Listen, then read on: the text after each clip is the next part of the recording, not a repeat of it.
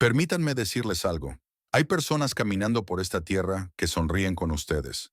Les estrechan la mano. Tal vez incluso rezan con ustedes. Y ya han vendido su alma a la oscuridad. No estoy hablando de ficción. Estoy hablando de maldad envuelta en encanto, de manipulación disfrazada de rectitud. Y quiero que escuchen con atención, porque esto no se trata de drama. Esto se trata de discernimiento. Hay un punto en el que algo cambia en una persona. La mayoría de la gente piensa que el narcisismo se trata solo de arrogancia, vanidad, alguien que siempre se mira al espejo, que siempre habla de sí mismo. Eso es superficial. Eso es lo que notas en la mesa. Pero hay una versión del narcisismo, oscura, escalofriante, despiadada, que va más profundo, y no la verán hasta que sea demasiado tarde. Porque para cuando se den cuenta de lo que realmente está sucediendo, ya estarán atrapados. Están enredados en algo que se siente como amor, pero que se alimenta del dolor. Comienza de repente.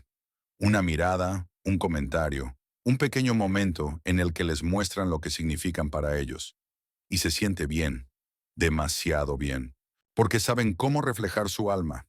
Los observan, los estudian como un depredador en silencio.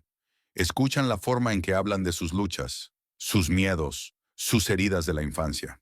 Asienten como si les importara, como si ellos también hubieran estado allí. Y tal vez por un segundo piensan que encontraron a alguien que los entiende a un nivel más profundo. Pero lo que realmente están haciendo es recolectar munición. La están guardando en su bolsillo trasero para cuando la necesiten. Porque para un narcisista que se ha entregado al mal, su empatía, su compasión, no es algo que deba ser respetado. Es un arma para ser usada en su contra. Saben cómo llorar a voluntad. Saben cómo derrumbarse y pretender que son la víctima. Saben cómo convertir cada confrontación en una historia lacrimógena sobre lo difícil que ha sido su vida. Y ustedes, siendo el empático, siendo el que tiene alma, dan un paso atrás, se ablandan y dicen, quizás estoy siendo demasiado duro con ellos. Y así los han desarmado. Han tomado su humanidad y la han vuelto en su contra como un cuchillo. Comienzan a notar patrones. Las disculpas no cambian el comportamiento. Las promesas no detienen la traición. Pero cada vez que intentan alejarse, los atraen de nuevo con la vulnerabilidad suficiente para mantenerlos esperanzados. Y ese es el truco. No necesitan mantenerlos felices, solo necesitan mantenerlos enganchados. Les dan la suficiente afecto, la suficiente validación para que sigan cuestionando sus instintos. Y en los momentos en que están más bajos, cuando su corazón está abierto y sangrando, atacan. No con puños, sino con palabras, con el silencio, con la retirada, con una manipulación tan aguda que ni siquiera se dan cuenta de que han sido cortados hasta que se desangran emocional y espiritualmente. Una cosa es no sentir empatía.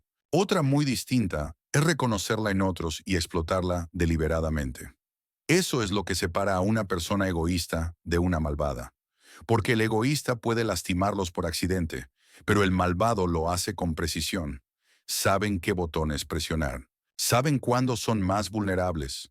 Lo sienten, lo esperan y luego se abalanzan. Ustedes acuden a ellos llorando.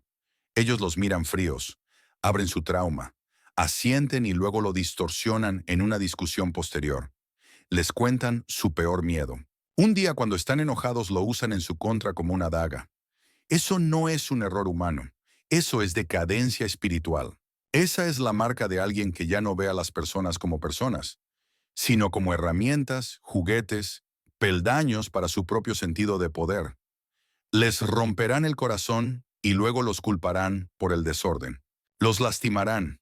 Luego se pararán sobre su dolor y los llamarán demasiado sensibles, demasiado dramáticos, demasiado emocionales, y lo aterrador es lo buenos que son para mantener su máscara en público.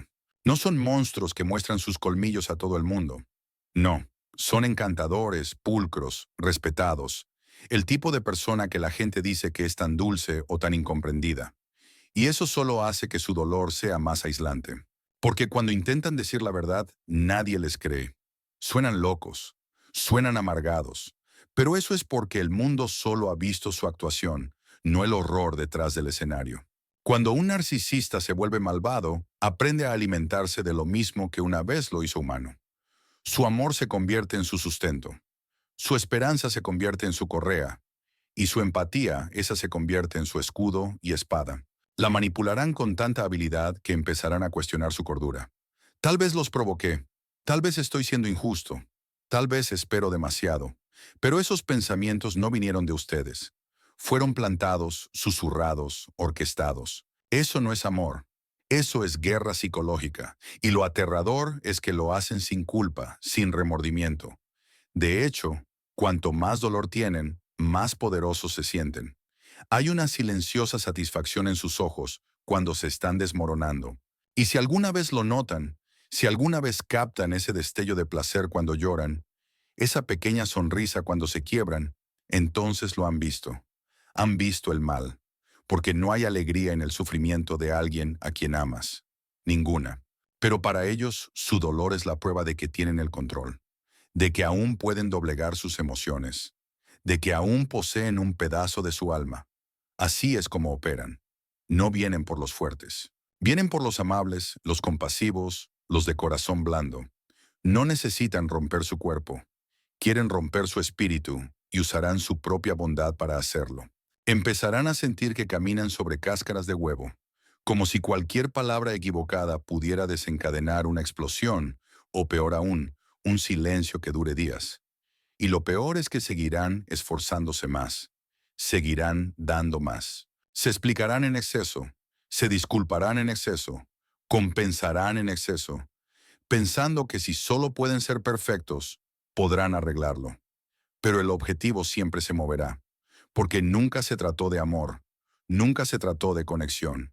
Se trató de dominación, control, alimentar un vacío tan profundo que preferirían consumirlos antes que enfrentarlo. Personas como estas no solo lastiman a otros, los vacían por dentro y lo hacen lenta y metódicamente. Así que ni siquiera se dan cuenta de lo que está sucediendo hasta que el daño está hecho, hasta que la persona que solían ser es un extraño en el espejo, hasta que su luz se ha atenuado, su voz se ha ido, y su empatía, una vez su mayor don, se siente como su mayor dolor. Así de aterrador es cuando un narcisista se entrega al mal.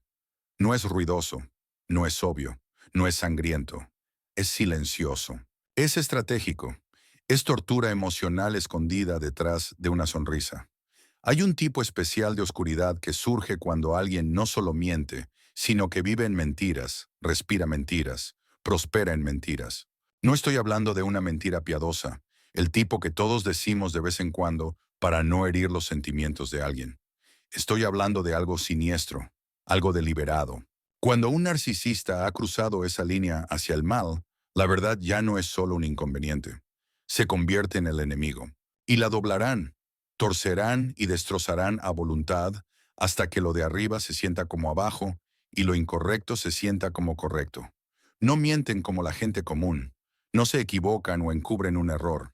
No, este tipo de mentira es metódica, quirúrgica. No solo les dicen lo que quieren escuchar, les dicen lo que necesitan que crean. Mienten para confundir, mienten para aislar, mienten para controlar. Y lo que los hace tan peligrosos es lo convincentemente que lo hacen. No se inmutan, no dudan. Los mirarán a los ojos y mentirán tan suavemente, tan sin esfuerzo, que ustedes comenzarán a cuestionar si son ustedes los que están perdiendo la cabeza. Al principio podrían ser cosas pequeñas, pequeñas inconsistencias, una historia que no cuadra, un cambio de tono. Lo captan, pero lo ignoran. Tal vez lo malinterpreté, tal vez lo olvidé. Ese es el comienzo. Esa es la semilla que siembran. Porque lo que están haciendo no es solo mentir. Están dando forma a una nueva versión de la realidad pieza por pieza, ladrillo por ladrillo. Y ustedes están dentro. Están viviendo en ella. Les dicen que recuerdan algo claramente. Ellos dicen que eso nunca sucedió. Recuerdan una conversación palabra por palabra. Ellos dicen que están imaginando cosas. Y cuanto más intentan aferrarse a la verdad, más los alejan de ella. No discuten con hechos. Los reescriben. Y lo hacen con un tono tranquilo y constante, como si ustedes fueran los que están exagerando. Eso es parte de la trampa. No se enfurecen, no gritan. Manipulan suavemente, en silencio, hasta que su propia memoria se vuelve sospechosa. Con el tiempo, esta niebla mental se instala. Ya no saben qué es real. Comienzan a tomar notas, a revisar mensajes, a dudar de cada conversación, no porque sean paranoicos, sino porque los han hecho sentir que tienen que hacerlo. Así es como ganan. No con fuerza bruta, sino haciéndolos abandonar su propio sentido de la realidad. Y la parte aterradora. Lo hacen no solo para ocultar la verdad, sino para reemplazarla. Construyen una versión de los eventos donde ellos siempre son la víctima, siempre el héroe, nunca el villano. Si engañan, es porque ustedes los descuidaron. Si mienten, es porque ustedes no podían manejar la verdad. Tuercen la narrativa hasta que cada pecado que cometen se convierte en culpa de ustedes. Y cuando intentan pedirles cuentas, los llaman locos, demasiado dramáticos, demasiado emocionales. Terminan disculpándose por cosas que no hicieron mientras ellos se van limpios. Esto no es solo gaslighting, esto es guerra espiritual. Es un asalto a su cordura, su claridad, su propia percepción del mundo. Quieren controlar su realidad porque así es como mantienen su poder. Si pueden hacerlos cuestionar qué es real, pueden hacer que dependan de ellos para definirlo. Y una vez que los tienen en ese espacio donde dudan de sus instintos, su memoria, su mente, los poseen. Usarán encanto cuando sea necesario, rabia cuando les convenga, lágrimas si eso es lo que se necesita. Usan máscaras, varias, y las cambian sin esfuerzo dependiendo de quién esté en la habitación. Con amigos y familiares, son la imagen de la gracia, la pareja amorosa, el alma incomprendida. Pero a puerta cerrada, la máscara cae, y lo que ven es una decepción fría y calculada. Y si alguna vez intentan exponerlos, ya han sentado las bases para hacerlos parecer inestables. Ya les han dicho a otros lo preocupados que están por su salud mental, lo difíciles que se han vuelto. Siembran semillas en la mente de las personas para que cuando finalmente hablen, nadie les crea. Ustedes se convierten en el enojado, el amargado, el que tiene problemas, y ellos permanecen intocables. No solo mienten para protegerse, mienten para elevarse. Crean historias donde ellos son el salvador, el genio, el mártir. Le dirán a la gente que ustedes eran tóxicos, abusivos, inestables, mientras que ellos eran los que manejaban los hilos, los herían, los llevaban al límite. Y la gente les cree porque son buenos. Eso es lo que los hace tan escalofriantes. No son manipuladores torpes. Son maestros, pulcros, convincentes. Y para cuando se dan cuenta de lo que han hecho, el daño ya está hecho. Y lo que les hacen a ustedes, se lo harán a otros. Porque esto no es solo una fase o un mecanismo de defensa. Es una estrategia, un sistema, un estilo de vida. No solo manipulan la verdad, manipulan el concepto mismo de verdad. La convierten en arma, la tuercen. Y si intentan confrontarlos con hechos, los ahogarán en distorsiones. Negarán, desviarán, redirigirán. En un momento están haciendo una pregunta simple. ¿Por qué mentiste? Y al siguiente, están defendiendo su tono, su actitud, su carácter. El problema original queda enterrado bajo una montaña de confusión y ellos se van ilesos. Se encuentran teniendo las mismas conversaciones una y otra vez, tratando de dar sentido a las contradicciones, tratando de fijar la verdad como si fuera algo resbaladizo. Eso no es por accidente, eso es diseño, porque cuanto más tiempo pasan persiguiendo la claridad, menos tiempo pasan escapando de su control. Ese es el objetivo: confundir, distraer, retrasar, negar. Y en el fondo, saben lo que están haciendo. Saben que están mintiendo. Saben que están manipulando, pero no les importa. O peor aún, lo disfrutan. Les da una sensación de superioridad, poder, control. Y si alguna vez logran liberarse, no se detendrán. Seguirán mintiendo sobre ustedes. Seguirán difamando su nombre, porque la verdad, su verdad, es su enemigo. Ahora, han visto detrás del telón, y eso los hace peligrosos. Intentarán contarle a la gente lo que pasó, y algunos no les creerán porque un narcisista ya ha interpretado su papel a la perfección. Han llorado en los lugares correctos, elogiado a las personas correctas. Han construido una personalidad tan convincente que su historia suena increíble. Eso es parte del dolor. No solo lo que hicieron, sino cómo el mundo los ve después. Cómo ellos pueden irse limpios mientras ustedes se quedan con los pedazos. Esa es la realidad de tratar con alguien que no solo miente, sino que hace de la mentira una forma de arte. No les importa la verdad, les importa la imagen, les importa la percepción, les importa ganar. Y en su mente, si pueden doblar la realidad a su favor, entonces han ganado. Hay algo escalofriante que sucede cuando una persona, un ser humano con un rostro, un nombre y una voz, comienza a sentir placer no solo al tener control, no solo al tener razón, sino al ver sufrir a otra alma. Eso ya no es solo narcisismo. Eso no es solo arrogancia, orgullo o ego herido. Es cuando algo más profundo ha echado raíces. Algo cruel, algo monstruoso, algo que ha cruzado un umbral espiritual. Porque cuando un narcisista comienza a disfrutar de su dolor, a alimentarse de sus lágrimas, es cuando no solo están lidiando con un trastorno de personalidad, están mirando al mal a los ojos. Y lo aterrador es que no siempre se ve como esperan. No siempre es ruidoso, no siempre es violento. A veces viene en un susurro, una sonrisa, una mirada fría y satisfecha cuando se han desmoronado. Podrían estar llorando, suplicando, temblando, y ellos solo observan, tranquilos y quietos. Eso no es indiferencia. Eso es deleite. Eso es sadismo disfrazado de sonrisa. Los lastiman, luego observan lo lejos que caen, y en lugar de remordimiento se sienten poderosos. Se sienten justificados porque en su mundo retorcido, su sufrimiento los valida. Les dice que importaron, que dejaron una marca, que aún tienen control sobre sus emociones, y anhelan ese control como una droga. Anhelan ese poder porque en su propia fragilidad, en su vacío, su agonía se convierte en la prueba de que todavía son relevantes. Así que hincan la herida una y otra vez solo para ver cómo reaccionan. No los golpearán con los puños, no. Son más hábiles que eso. Usarán el silencio, la indiferencia, la burla. Retendrán amor, atención, decencia básica.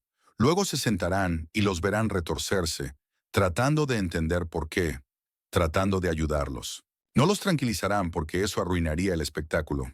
Los quieren rotos. Esa es la actuación por la que vinieron. Lo verán en la forma en que los provocan.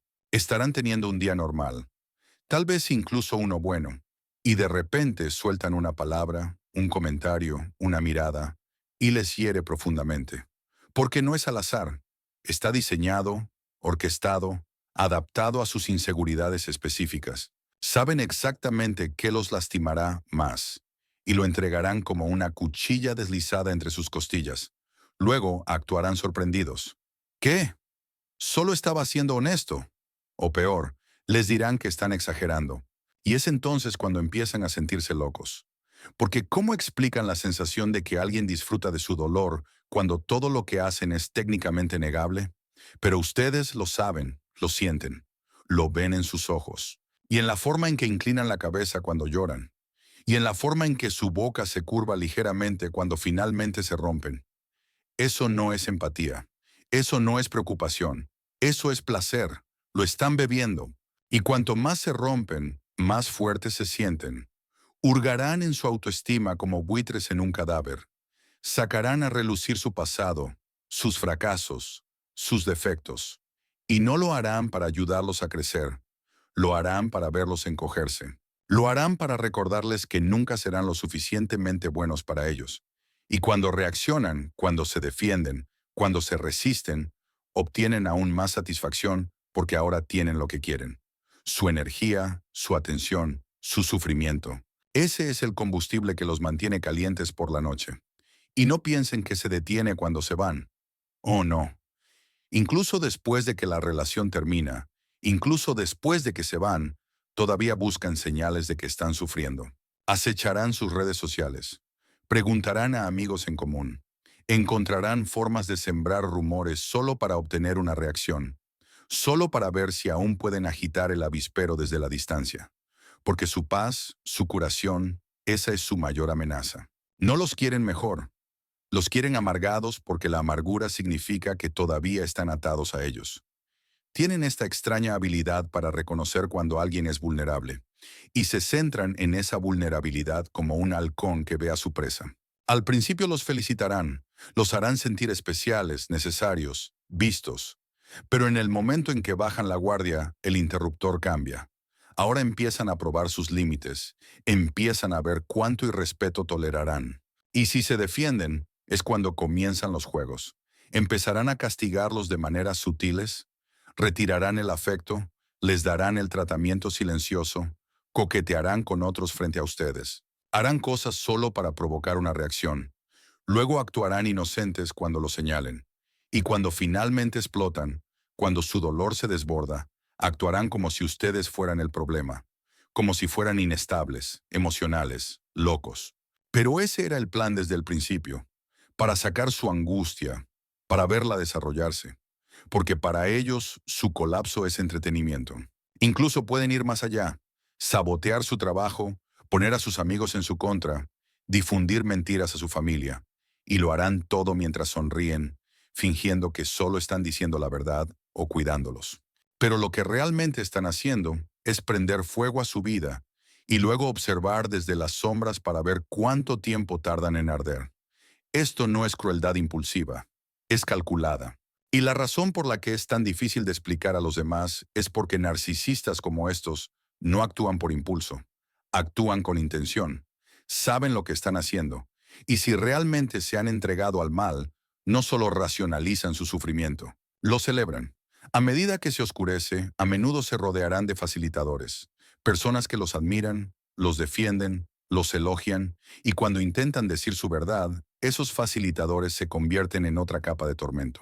Porque ahora no solo están lidiando con el dolor que causaron, sino también con la incredulidad y la traición de otros. Ellos nunca harían eso. Estás siendo dramático. Eso es lo que escuchan. Y eso es exactamente lo que quieren. Quieren verlos aislados, alienados, solos. Quieren que sientan que su dolor no importa, que nadie les cree. Porque en ese silencio, en esa soledad, se hacen más fuertes. Porque ahora sus gritos son silenciosos, su resistencia es débil, y ellos lo saben. No necesitan que los amen. Ya no.